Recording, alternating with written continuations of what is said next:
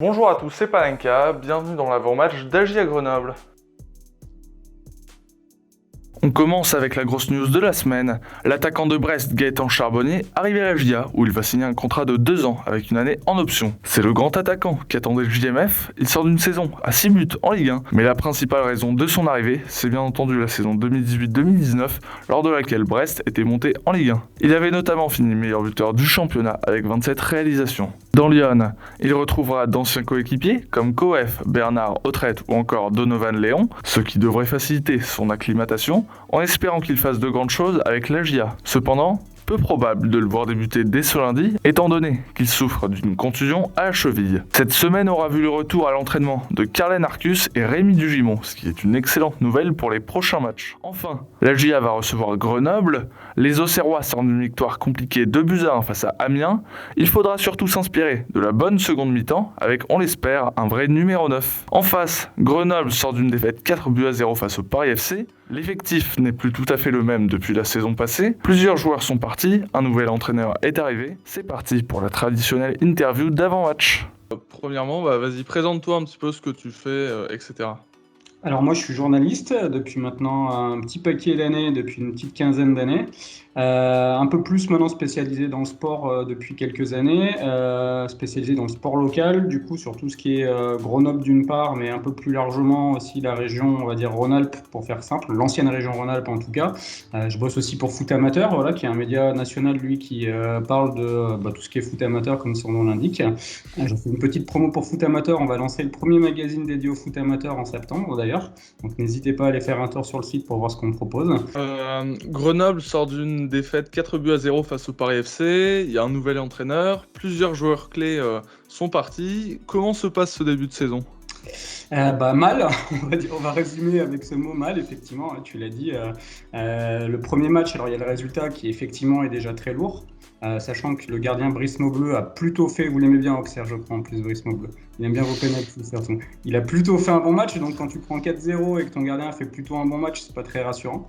Donc la manière effectivement elle est compliquée, la phase de préparation avait été plutôt pas mal défensivement, mais ça avait été compliqué offensivement déjà, et là concrètement contre le Paris FC, ça a été le néant devant en fait, au-delà des 4 buts encaissés, la prestation est vraiment catastrophique.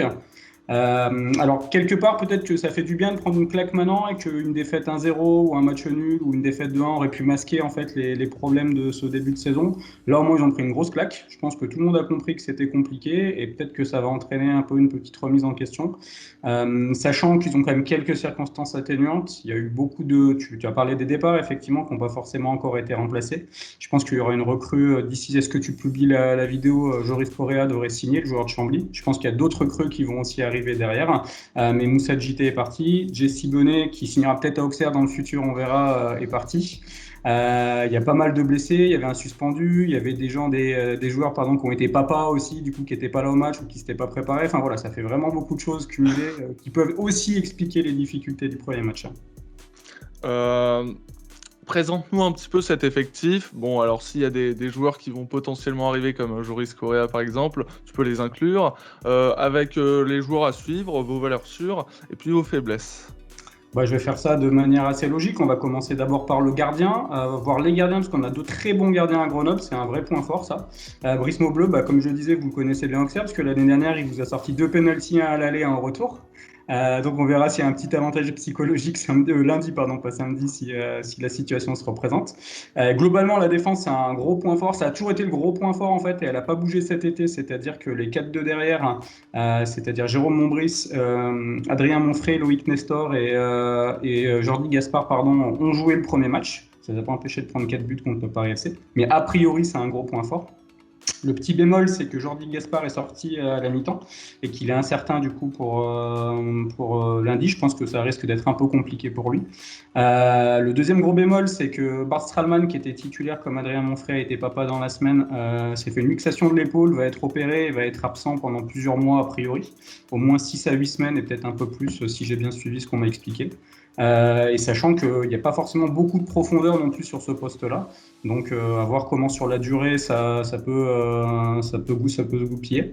Je pense qu'il y aura aussi une recrue en défense centrale si la blessure de Bart Stralman se confirme. Par contre, c'est plutôt le point fort de l'équipe. Après le milieu de terrain, il y a eu beaucoup de changements. Jessie Bonnet est parti, c'était quand même le leader technique et le dépositaire du jeu grenoblois. Je le disais, on parle un peu d'Auxerre, alors on verra si d'ici lundi prochain ça a bougé pour lui. Il est en fin de contrat en fait, donc il est libre pour l'instant, si ça a bougé pour lui. Le deuxième gros taulier du milieu de terrain, c'est Charles Pickel qui du coup s'est blessé le premier match de préparation et n'a pas rejoué depuis. Lui par contre est espéré pour Auxerre, donc ce serait son retour après un mois de blessure à la cheville. Lui aussi est annoncé un peu partant, il y a beaucoup de clubs qui souhaiteraient s'attacher ses services à l'étranger. Pour l'instant il n'est pas encore parti, on verra si ces prochains jours ça se confirme. Après le milieu de terrain c'est plus des nouveaux joueurs un peu jeunes, voire très jeunes, notamment des jeunes qu'on a récupérés du FC Bâle en Suisse, un en prêt et l'autre en achat. Qui pour l'instant ont un peu de mal, logiquement, notamment Yannick Marchand, le premier match contre le Paris FC, ça a été difficile pour lui, ça a été un peu mieux pour l'autre qui est arrivé. On a Anthony Belmont ensuite, qui est une valeur sûre, il a souvent été gêné par les blessures à Grenoble, il a fait une bonne fin de saison dernière. Là, il a pas surnagé, on va pas non plus dire ça, mais ça a été un des meilleurs Grenoblois samedi dernier. Et il y a le gros point négatif du début de saison, c'est l'attaque. On a perdu Moussa Djité. Le co-buteur de l'équipe, Achille Anani, n'a pas fait une minute en préparation. Il s'est blessé lors du premier stage. Il était pourtant titulaire samedi et a joué 90 minutes à ma grande surprise. C'est très rare qu'on fasse jouer comme ça autant un joueur qui n'a pas du tout de prépa. Il a plutôt été pas mal, par contre il a été sevré de ballon.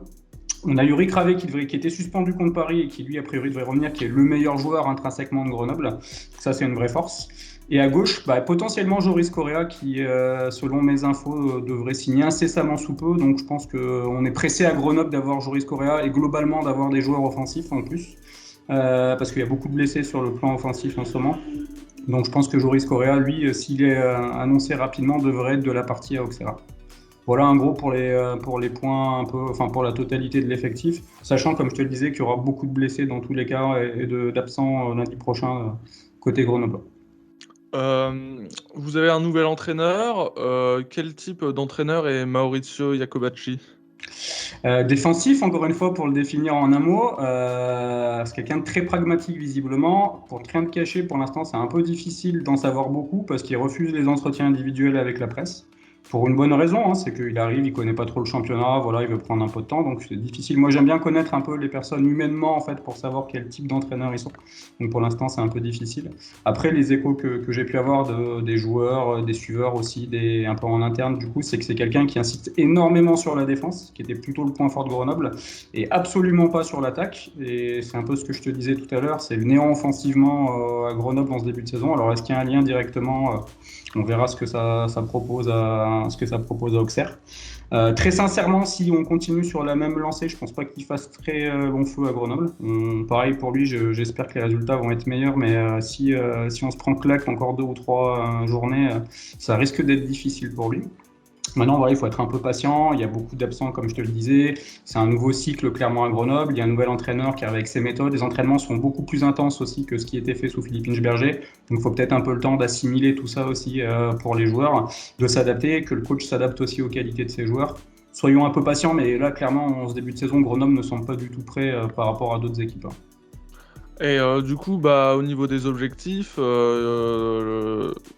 il y en a, la montée, le maintien, l'objectif officiel. Alors l'objectif officiel chaque saison de Grenoble, c'est le maintien. De toute façon, y compris l'année dernière. L'an passé, il y a eu une très bonne saison, effectivement. Pour moi, c'était un peu exceptionnel parce que pas blessé, parce que super groupe, parce que tout s'est bien passé, parce qu'un penalty arrêté à Auxerre aussi à la 96e. On va pas refaire toute la saison, mais voilà, tout a été très positif l'an passé. Pour moi, clairement, cette année, Grenoble repart sur un nouveau cycle, en fait, avec le changement d'entraîneur, avec aussi un centre de formation qui va enfin se lancer et qui devrait voir le jour d'ici fin d'année ou 1 an et demi. Donc, on est clairement sur un nouveau cycle, un peu une saison de transition pour moi. Pour moi, l'objectif, c'est clairement le maintien, en fait. Voilà, il ne faut pas commencer à se dire l'an dernier, on a fini 4e, il faut reviser le top 5, etc. Visons le maintien, soyons prudents, stabilité en Ligue 2 sur quelques saisons. S'il y a bonne surprise, tant mieux, ça fera un peu de frisson supplémentaire pour tous les suiveurs. Mais voilà, surtout pas s'enflammer. Et je pense qu'on ne s'enflamme pas à Grenoble. On a conscience que l'an dernier aussi, on a souvent surperformé et que cette année, on va être plus attendu aussi à Grenoble. On l'a vu contre le Paris FC. Aujourd'hui, Grenoble est souvent cité parmi pas les favoris, mais au moins les outsiders du championnat. Voilà, soyons prudents, la claque là aussi a été un bon rappel que la Ligue 2 c'est compliqué. Vous l'avez donc vu, Grenoble est en difficulté et se doit de réagir. Attention à Agia de ne pas tomber dans une sorte d'excès de confiance.